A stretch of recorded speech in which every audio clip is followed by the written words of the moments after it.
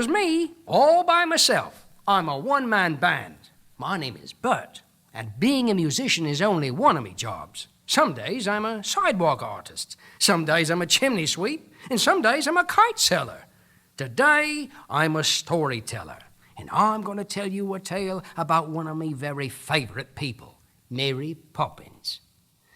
It all started in London some time ago, at number 17 Cherry Tree Lane, to be exact. That's the home of Mr. and Mrs. Banks and their two children, Jane and Michael. Well, right next door, in a house shaped like a ship, lived Admiral Boom, and it was he who warned me. Storm signals are up at number 17. Bit of heavy weather brewing there. I soon saw that there was trouble at the Banks for sure. The children's nursemaid, Katie Nana, was quitting her job. Cook and maid were quarreling. The children were missing. Mrs. Banks was terribly upset, and Mr. Banks was furious. After all, Katie Nana was the 6th nanny to quit the Banks household in 4 months. But things began to look better when Constable Jones turned up with the children. They had been chasing their kite in the park, and that's how they had lost Katie Nana. The children were very sorry and wanted to help their father find a new nanny, so they composed a newspaper ad for a perfect nanny.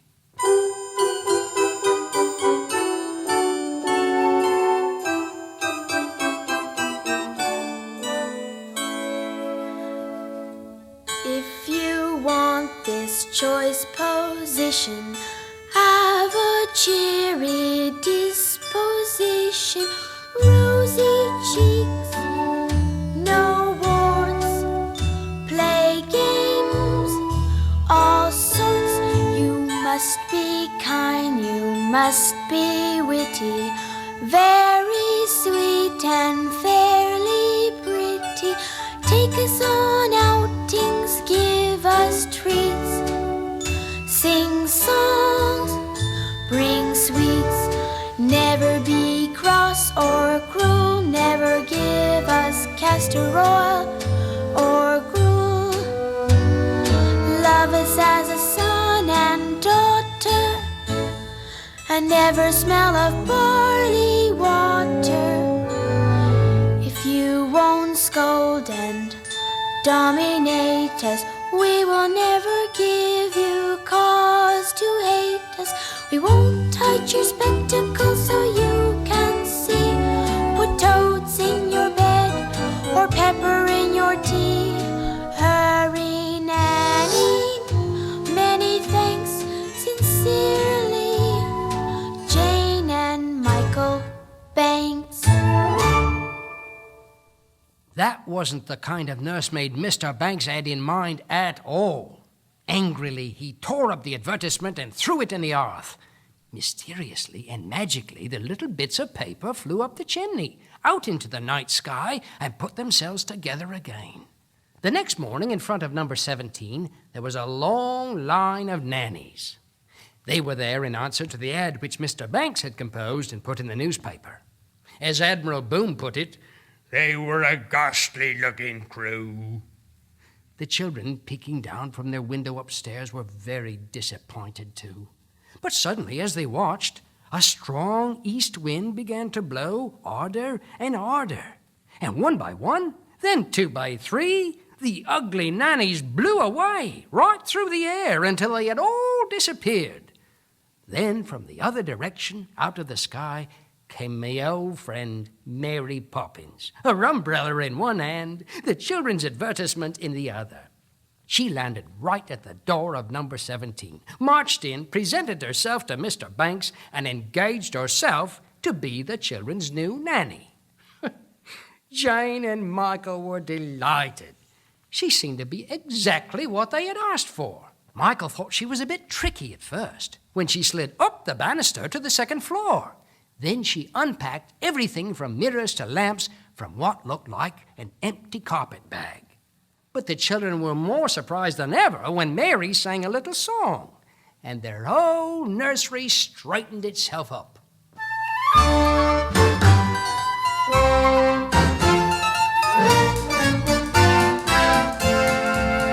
Just a spoonful of sugar helps the medicine go down, the medicine go down, medicine go down. Just a spoonful of sugar helps the medicine go down in the most delightful way. In every job that must be done, there is an element of fun. You find the fun and snap, the job's a game.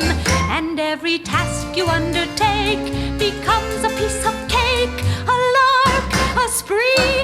It's very clear to see that a spoonful of sugar helps the medicine go down, the medicine go down, medicine go down. Just a spoonful of sugar helps the medicine go down in the most delightful way.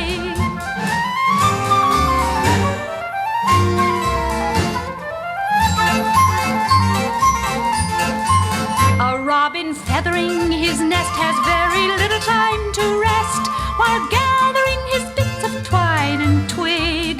The white intent in his pursuit, he has a merry tune to toot. He knows a song will move the job along.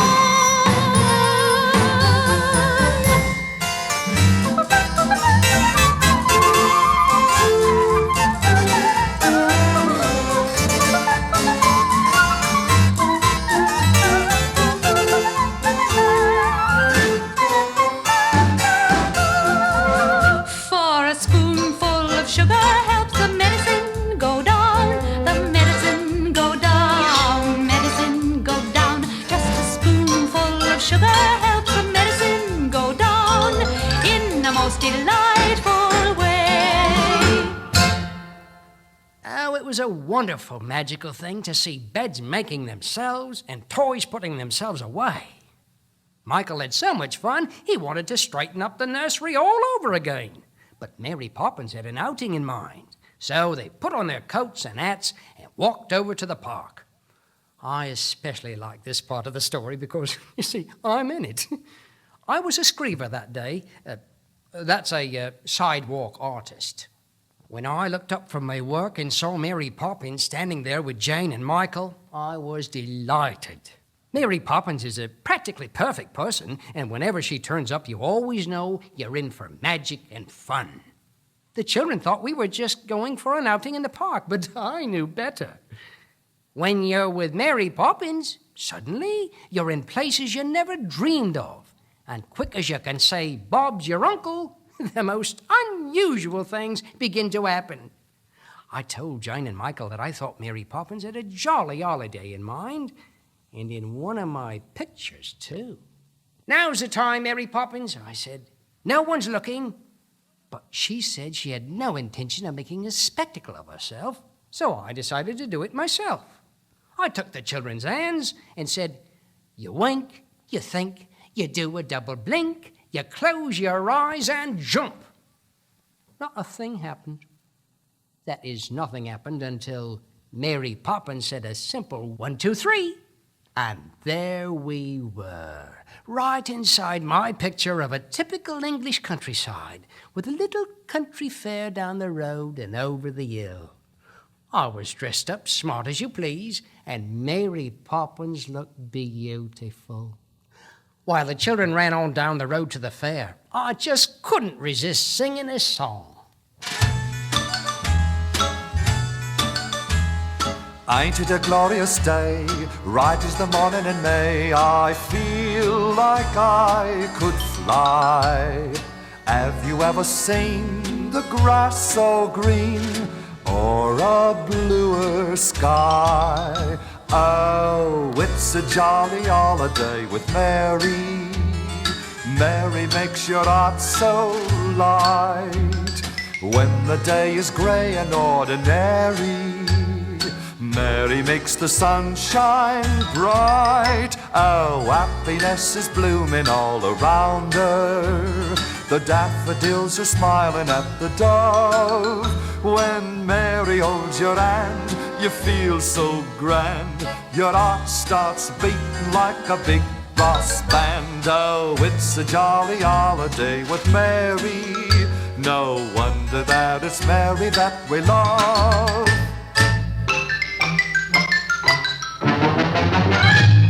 Oh, it's a a jolly holiday with Mary. Mary makes your heart so light.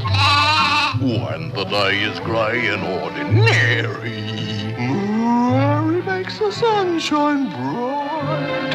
Oh, happiness is blooming all around her. The daffodils are smiling at the dove.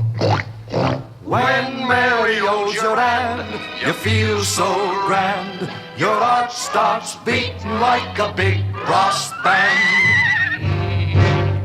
Oh, it's a jolly holiday with Mary. No wonder that it's Mary that we love. It was a glorious day. Mary Poppins and I danced, and then I danced with some penguins, and then we had raspberry ice and cakes and tea. But the best part of the whole day was when we each got on our own merry-go-round horse, pranced off the merry-go-round, and went carouseling all over the countryside. First we got involved in a fox hunt, and I rescued a poor, tired little Irish fox. And then we got onto a race course right in the middle of an horse race. You know one? Mary Poppins, of course. They gave her a huge bunch of roses, they took a picture, but when one of the newspaper reporters said, "There probably aren't words to describe your emotions at winning this race," Mary Poppins answered, "On the contrary, there's a perfectly good word." And she told him what it was. Supercalifragilisticexpialidocious. Even though the sound of it is something quite atrocious, if you say it loud enough, you'll always sound precocious. Supercalifragilisticexpialidocious.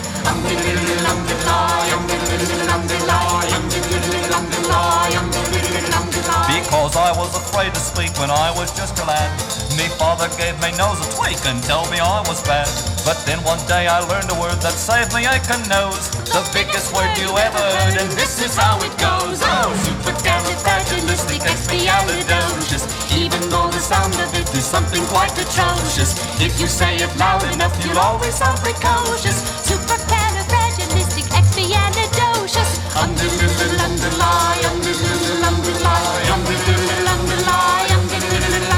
He traveled all around the world, and everywhere he went, he'd use his word and all would say, "There goes a clever gent."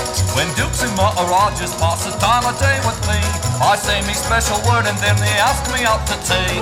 Supercalifragilisticexpialidocious. Even though the sound of it is something quite atrocious, if you say it loud enough, you'll always sound precocious. Supercalifragilisticexpialidocious. Of course, you can always say it backward, which is docious aliexpiasticfragicalirupus, but that's going a bit too far, don't you think? Indubitably. So when the cat has got your tongue, there's no need for dismay. Just summon up this word and then you've got a lot to say. But better use it carefully or it can change your life. One night I said it to me girl, now me girl's me wife. Gee, supercalifragilisticexpialidocious. Supercalifragilisticexpialidocious. Supercalifragilisticexpialidocious. Supercalifragilisticexpialidocious. But even the best days must end, and when it started raining, we all found ourselves back on the sidewalk, and my beautiful paintings were nothing but a colorful puddle. Mary Poppins took the children home, got them out of their wet clothes, and bundled them into bed. They couldn't stop talking about the wonderful adventures of the day, and when they insisted they were much too excited to sleep, Mary Poppins said, "All right."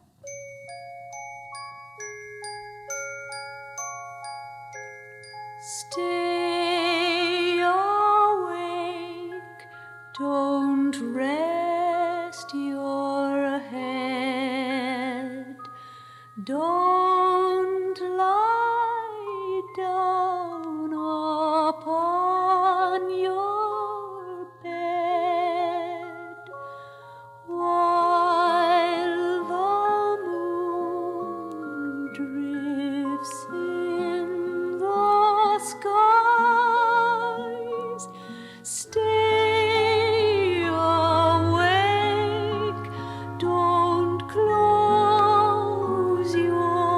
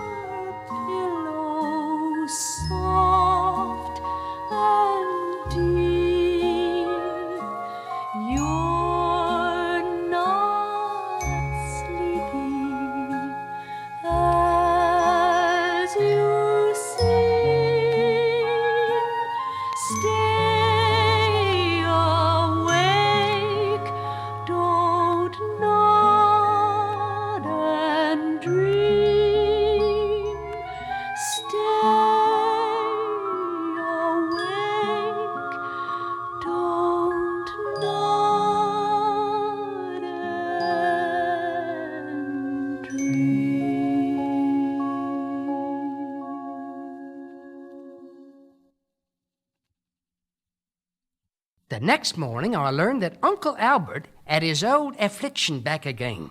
I went to see him straight away and sent for Mary Poppins. She soon arrived with Jane and Michael. Uncle Albert has a very peculiar trouble. He loves to laugh, and every time he laughs, he begins floating in the air. He had a very bad case this time because when I arrived at his house, he was bouncing right up against the ceiling. He tried to explain.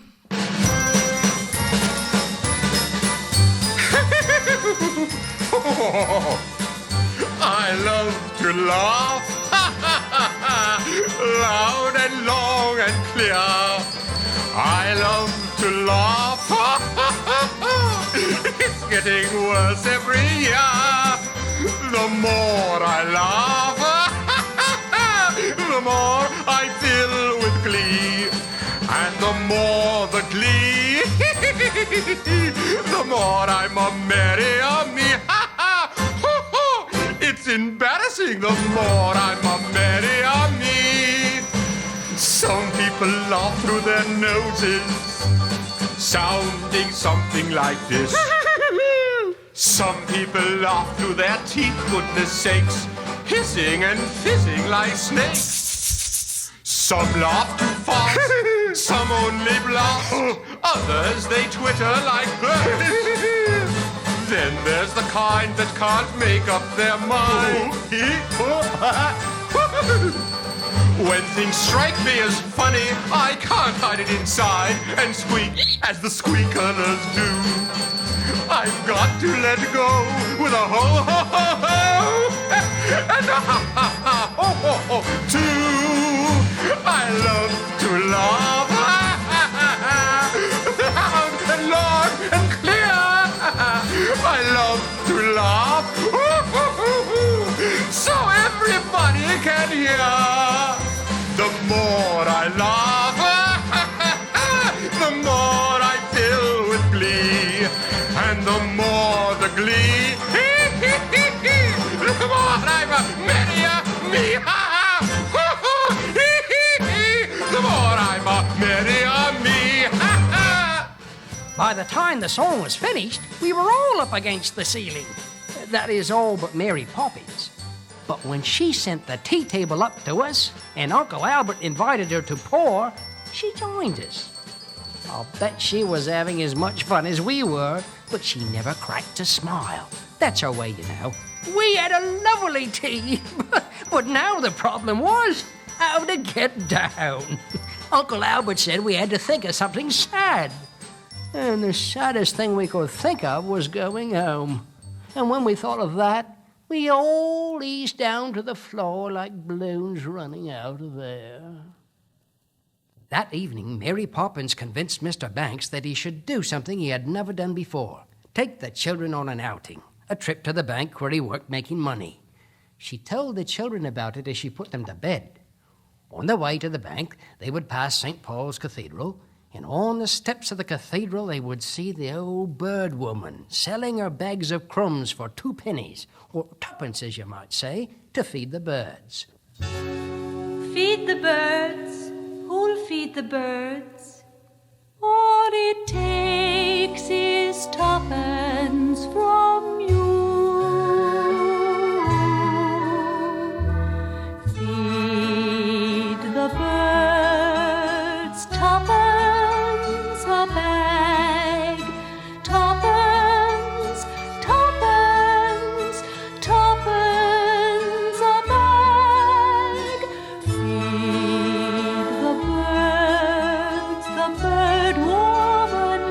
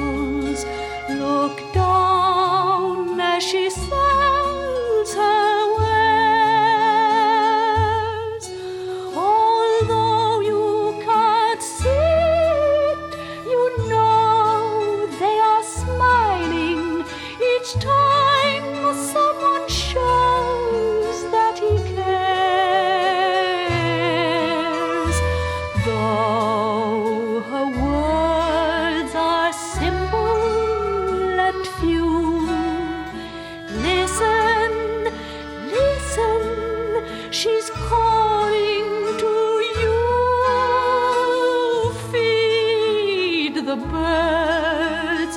Tuppence a bag, tuppence, tuppence, tuppence a bag, tuppence a bag.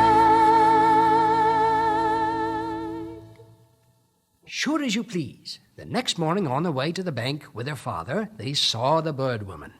Michael had tuppence from his money box, and he wanted to buy a bag of crumbs from her and feed the birds. But Mr. Banks would not permit it. He said, "When we get to the bank, I shall show you what may be done with your tuppence." Mr. Banks didn't own the bank. He was just a junior partner. The man who owned it was very, very, very old. His son was very, very old. The other directors of the bank were quite old, too.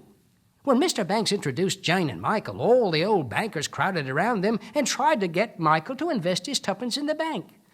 The oldest banker finally snatched the money from Michael, but Michael cried, "Give my money back!" and grabbed it and ran with Jane right behind him. All the people in the bank then tried to get their money out, and the bank finally had to close its doors. A policeman chased the children as they ran down some dark alleys. And worst of all, Mr. Banks was in disgrace, and the children got lost. I found them. I was working as a chimney sweep that day, black with soot from head to toe and carrying my brushes and my tools. And they ran right into me. Didn't even know me at first. But they were very glad to see me because they were frightened. "Who's after you?" I asked them. "Father is," they both said. "Father brought us to see his bank. I don't know what we did, but it must have been something dreadful. He sent the police after us. He doesn't like us at all." Well, I couldn't believe that. So I said to them, "You know, begging your pardon, the one me heart goes out to is your father. There he is in that cold, heartless bank day after day. As the lady in the zoo said, I hate to see any living thing caged up. Look at it this way. You've got your mother to look after you, and Mary Poppins, and Constable Jones, and me. Who looks after your father? Tell me that." Well, I think Jane understood what I was getting at because she said, "Bert, do you think Father needs help?" And I told her I thought a father could always do with a bit of help. And then I took them home and began sweeping their chimney. Chim chimney, chim chimney, chim chim cheree. A sweep is as lucky can be. Chim chimney, chim chimney, chim chim cheroo. Good luck will rub off when I shake hands with you. Or blow me a kiss, and that's lucky too. Now as the ladder of life has been strung, you may think a sweep's on the bottommost rung. There I spends me time in the ashes and smoke. In this old world there's no happier bloke. Chim chimney, chim chimney, chim chim cheree. A sweep is as lucky can be. Chim chimney, chim chimney, chim chim cheroo. Good luck will rub off when I shake hands with you. I choose me bristles with pride, yes I do. A broom for the shaft and a brush for the flue. Though I'm covered with soot from my head to my toes, a sweep knows he's welcome wherever he goes. Chim chimney, chim chimney, chim chim cheree. When you're with a sweep, you're in glad company. Nowhere is there a more happier crew than them what sings chim chim cheree, chim cheroo. Chim chimney, chim chim, cheree, chim cheroo. First thing I knew, there was Mary Poppins watching me work on the chimney. As I told you, when Mary Poppins appears, magic is not far behind. And sure enough, when I turned around, Michael popped right up the chimney with Jane right behind him. So naturally, Mary Poppins and I had to go up the chimney after them. Everybody was covered with soot and looked just fine. Then Mary Poppins took us out on an expedition across the rooftops of London. And as I said before, what a sight. When we got back to the roof of number 17, I felt so good I called, "Cheree!" And from all the chimneys around came the answering calls of all my pals, the chimney sweeps. "Cheree! Cheree! Cheree!" Well, you know, this called for a celebration. So we started dancing all over the rooftops. Kick your knees up, step in time. Kick your knees up, step in time. Never need a reason, never need a rhyme. Kick your knees up, step in time. Come on, you chimney sweeps. Link your elbows. Link your elbows, step in time. Link your elbows, step in time. Never need a reason, never need a rhyme. Link your elbows, step in time. Spin about and step in time. Spin about and step in time. Never need a reason, never need a rhyme. Spin about and step in time. Round the chimney, step in time. Round the chimney, step in time. Never need a reason, never need a rhyme. Round the chimney, step in time. Flap like a birdie. Flap like a birdie, step in time. Flap like a birdie, step in time. Never need a reason, never need a rhyme. Flap like a birdie, step in time. Here we go! Step in time, step in time, step in time, step in time. Never need a reason, never need a rhyme. Never need a reason, never need a rhyme. Never need a reason, never need a rhyme. Just step in time, just step in time.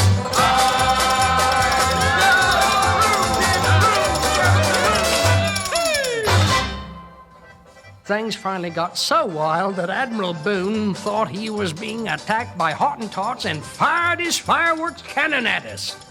But we solved that problem by all jumping down Jane and Michael's chimney, and we continued the dance in the Banks house. We were all dancing, Mary Poppins, the children, Mrs. Banks, cook and maid, and having a wonderful time when Mr. Banks came home. Oh, he was pretty angry. "Well, what's the meaning of this?" he shouted. At a signal from me, all the sweeps lined up and shook Mr. Banks' hand for good luck, and then they left. Mr. Banks was really fuming.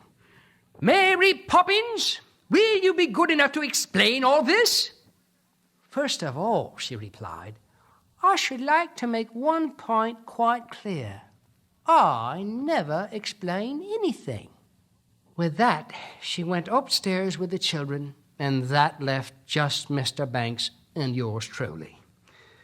And he thought Mary Poppins was all to blame, but I thought different. And I told him, "Mr. Banks, like Mary Poppins says, a spoonful of sugar helps the medicine go down." And I think he got the message. Just as I was leaving, I saw the children come down to say good night to their father. And to top it all off, Michael gave the tuppence to his father. Well, I guess he thought that would make things right. Last I saw Mr. Banks, he was looking at the tuppence with a wondering look in his eye. Later that night, Mr. Banks was called down to the bank and told he had lost his job. He didn't even care. Supercalifragilisticexpialidocious was all he said, and turned and danced his way out of the bank.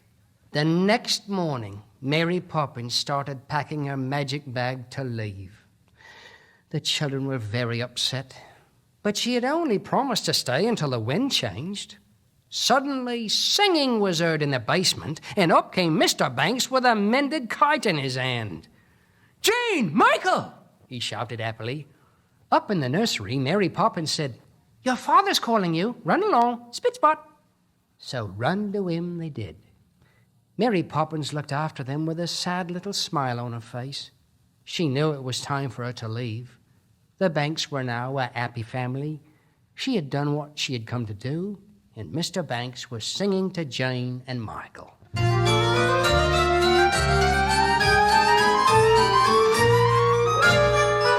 With tuppence for paper and strings, you can have your own set of wings.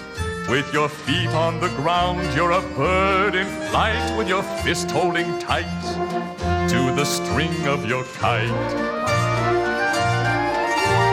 Let's go fly a kite up to the highest height. Let's go fly a kite and send it soaring up through the atmosphere, up where the air is clear. Oh, let's go fly a kite. When you send it flying up there, all at once you're lighter than air. You can dance on the breeze over houses and trees with your fist holding tight to the string of your kite. Oh, oh, oh, let's go fly a kite up to the highest height. Let's go fly a kite and send it soaring up through the atmosphere, up where the air is clear. Oh, let's go fly a kite. By the time they got to the park, it seemed that everyone in London was there flying kites. I was there too, selling kites. Jane and Michael were there, Mr. and Mrs. Banks were there, Cook and Maid were there, Admiral Boom was there, Uncle Albert was there, all the bankers were there, and they gave Mr. Banks' old job back. Everybody was there but Mary Poppins. And where was Mary Poppins? Why, she was flying away with her old umbrella. I saw her. "Goodbye, Mary Poppins. Don't stay away too long," says I, and I blew her a kiss. She smiled as her umbrella mingled with the kites in the skies over London. I know she'll come back again someday. Mary Poppins always comes when she's needed, with her spoonful of sugar, as she puts it, to help children anywhere in the world, maybe even you.